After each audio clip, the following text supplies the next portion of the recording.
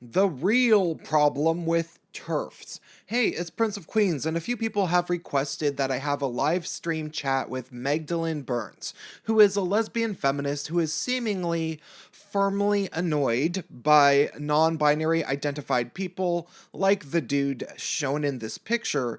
But also, she gets very annoyed with transgender or transtrender women claiming to be lesbians, like Justin Riley Dennis. I figured it would be good and interesting for us to have a chat because although I imagine that she and I have a lot in common in regards to our annoyances towards the transtrenders, Burns identifies as a feminist, and so we also probably disagree on a lot of things. But she seems at least somebody that I could have a nice chat with, and YouTube needs more of that, you know?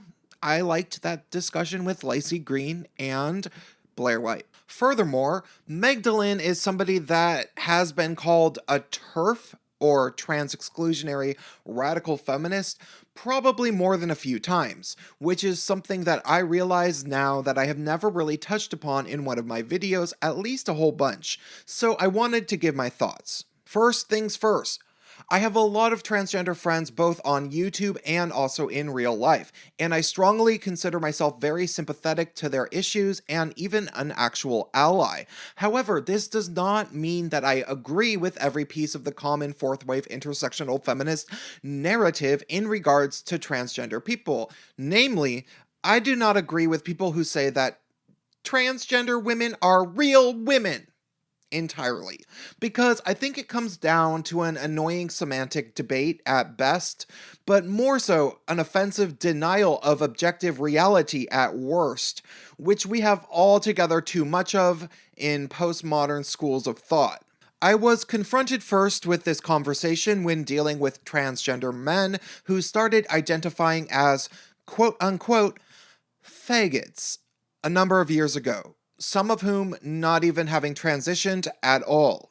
I didn't exactly appreciate these people claiming that they have the same identity as myself for a few reasons, but mostly because as a gay kid growing up seen as a male by my peers, I knew that I had a drastically different experience than anybody who grew up as seen as female. Namely, I was a lot more likely to get physically assaulted than a female as a kid. That's just the bottom line. Can a transgender male call themselves a gay transgender male if they are attracted to men? Absolutely, I have no problem with that. However, I am of the school of thought that transgender people will always be transgender people, which is fine to me. I have no problem with transgender people, but it's nice to at least admit biology exists. You see, if somebody is born feeling that they are uncomfortable with the gender of their body the way it naturally develops, I think that they should be more than welcome to transition into appearing more like the gender that goes against their genitals. If that makes them happy, why should I care? Also, many transgender people I know were always mistaken for the gender they transitioned into their entire lives, because they always appeared to be a bit butch or femme, even when they might have tried not to. But should transgender people be thought of as exactly the same as cisgender men or women, or included into events designated to be exclusively for one gender? Well, it depends upon the event and what it is all about, but I am inclined to say that transgender people are not entitled into every gender specific event.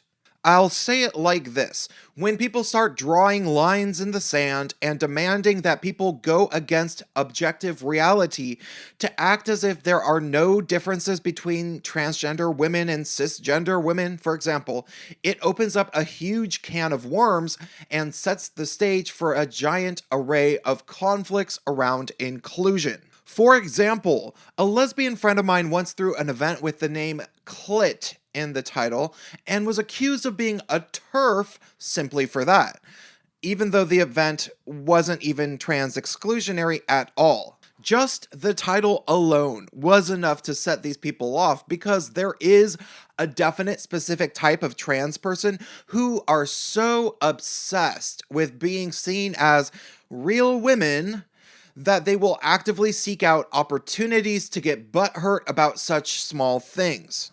That said, if you kneel to their bullying and occasional actual intimidation or violence, you are enabling this behavior. So sometimes you just have to say, enough is enough, fuck off, you need to learn how to feel happy with your identity as a transgender person and leave cisgender people out of it.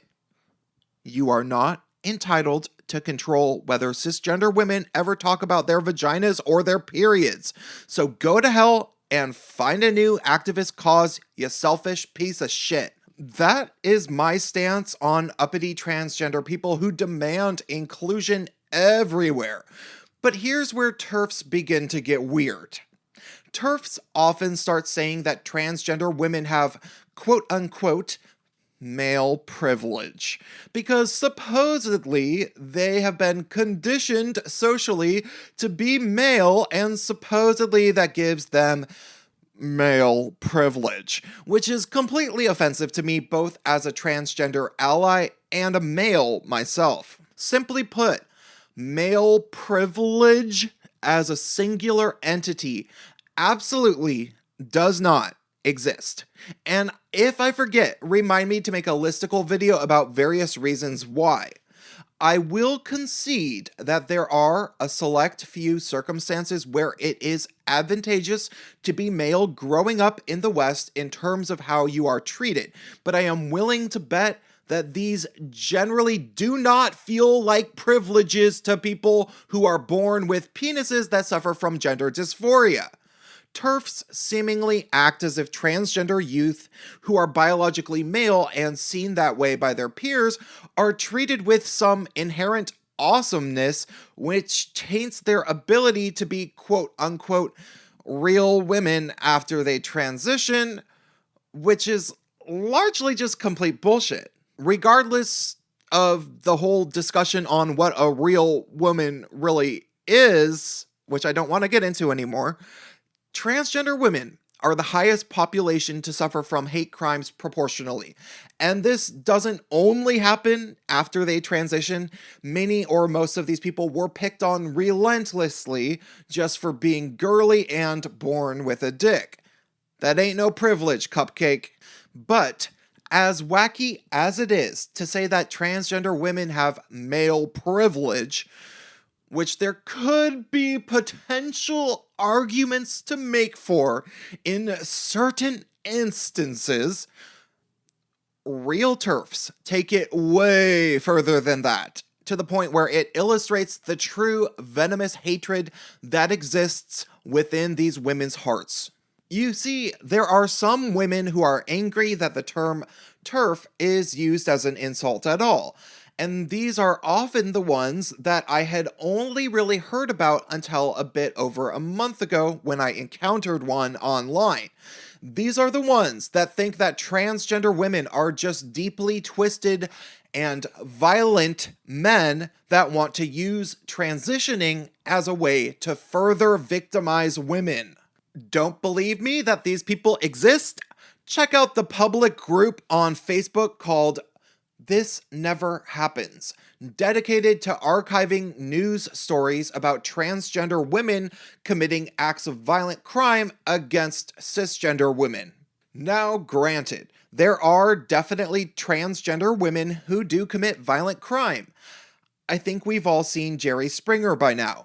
However, the extra layer of devious hatefulness that drives this is the pure and absolute hatred of men that comes from the proud TERFs of the world. These people hate men so thoroughly that they are trying to raise awareness that men are still icky and gross and evil and violent even after transitioning, and that transitioning is just a secret ploy to go ahead and victimize the perpetual victims of the world, which will always be women, according to TERFs. These types of people who actively really, really hate transgender women, like all of them, and think that they're all like twisted psychos and stuff. These people actually exist. I have encountered a woman like this, an actual TERF that was like this. It was my friend's cousin on Facebook, and she was mental. So yeah, that type of TERF definitely sucks. They are fucking lunatics, and they absolutely deserve to be thought of in a negative light.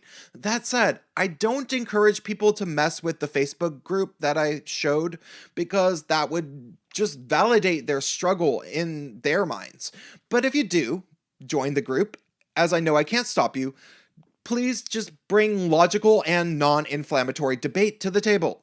More than that, could somebody start a group called This Totally Happens All the Time, or something, dedicated to archiving crimes against women committed by cisgender women?